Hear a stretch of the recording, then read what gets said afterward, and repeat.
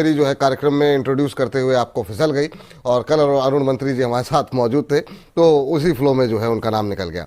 चलिए तुर्रम खान जी के साथ जो है सवाल की शुरुआत करते हैं। तुर्रम खान खुराफाती के नाम से इन्होंने अपनी आईडी बनाई हुई है, तो नाम बड़ा चुन के रखा है तुर्रम साहब।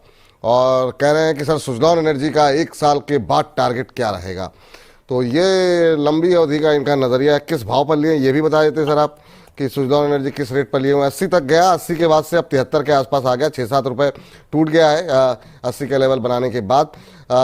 1 साल तक के लिए ये रखना चाह रहे हैं, पहले लिया हुआ है या अभी फ्रेश एंट्री करना चाह रहे हैं, इसके बारे में हमें जानकारी है नहीं सर। अभी आपकी सलाह क्या रहेगी सुजलॉन के ऊपर, क्योंकि बहुत सारे जो ब्रोकरेज हाउसेज हैं उनके टारगेट्स थोड़े बड़े बड़े निकल कर के आए, चला भी काफ़ी अच्छा शेयर, अभी क्या करना चाहिए? देखिए सुजलॉन में देखें तो बेस ब्रेकआउट 56 रुपीज आया था, और उस दिन भी मैं मनी 9 पे लाइव था तो हमने रिकमेंड किया था 90 रुपए तक के टारगेट के साथ। पहला टारगेट 64, 74 और 90 था।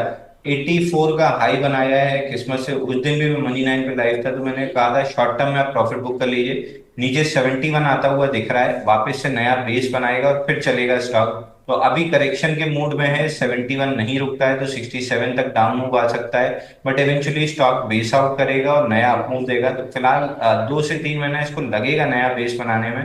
तो शॉर्ट टर्म ट्रेडर्स के लिए तो ये अवॉइड की लिस्ट में रहेगा, लेकिन लॉन्ग टर्म ट्रेडर्स 67 के आसपास एक बार जरूर सवाल पूछ सकते हैं। वहां पे अगर रिजेक्शन कैंडल की फॉर्मेशन होती है तो एटलीस्ट ये हो जाएगा कि शॉर्ट टर्म में डाउन मूव कंप्लीट हो गई है और अब बेस बनाने जा रहा है। तो 67 पे वापस से एक बार सवाल पूछ लीजिएगा। फिलहाल 67 आता हुआ दिख रहा है। चलिए 67 तक जाता हुआ दिख रहा है, वहां पर एक बार आप सवाल पूछ लीजिएगा। हालांकि ऊपर की तरफ 90 रुपए तक के टारगेट जो है अंशुल जी की तरफ से दिए जा रहे हैं। सर सुजलॉन ये काउंटर भी कुछ इसी कैटेगरी का रहा है। इसने एक या दो इन्वेस्टर को नहीं, बहुत सारे इन्वेस्टर्स को अमीर बनाया, और एक जमाना था जब इसने गरीब भी बहुत बनाया था, लोगों की वेल्थ डिस्ट्रॉय की थी, लेकिन अब बहुत अच्छी वेल्थ क्रिएशन की है।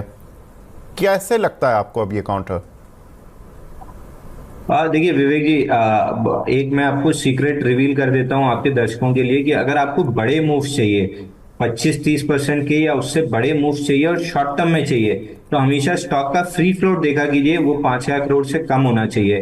तो मेरी जो पूरी वॉच लिस्ट बनती है जिसको मैं स्कैन करता हूं या मैं जिसमें रिकमेंड करता हूं, वहां पे आप देखिए हमेशा फ्री फ्लोट कभी भी चेक करेंगे तो 95% स्टॉक्स ऐसे होंगे जिनके फ्री फ्लोट 5,000 करोड़ से कम होंगे। क्योंकि अगर फ्री फ्लोट 5,000 करोड़ से कम है तो ब्रेकआउट के बाद 25% का मूव बहुत तेजी से स्टॉक लेता है, लगभग 3 से 4 हफ्ते में। तो मैं अपनी वॉच लिस्ट को उसी हिसाब से बना के रखता हूँ कि फ्री फ्लोट जब भी 5,000 करोड़ के ऊपर जिस स्टॉक का निकला उसको बाहर कर देता हूँ अपनी वॉच लिस्ट से, इसलिए तेजी से मूव आती है। इसमें मेरा ऐसा कोई रोल नहीं होता है कि मेरे कहने पे चल जाता है। ये आइडियल मार्केट में पैटर्न है कि अगर फ्री फ्लोट कम है स्टॉक का तो मूव उतनी तेजी से आती है।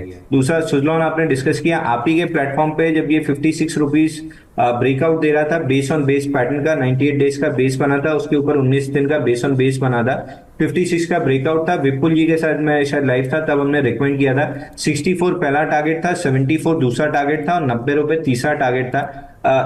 ये हाई बनाया है इमीडिएट बेसिस पे 84 रुपीज का, वहां से कंसोलिडेशन में गया है। 20 डे मूविंग एवरेज कैचअप होने में इसको भी 8 से 10 दिन और लगेगा।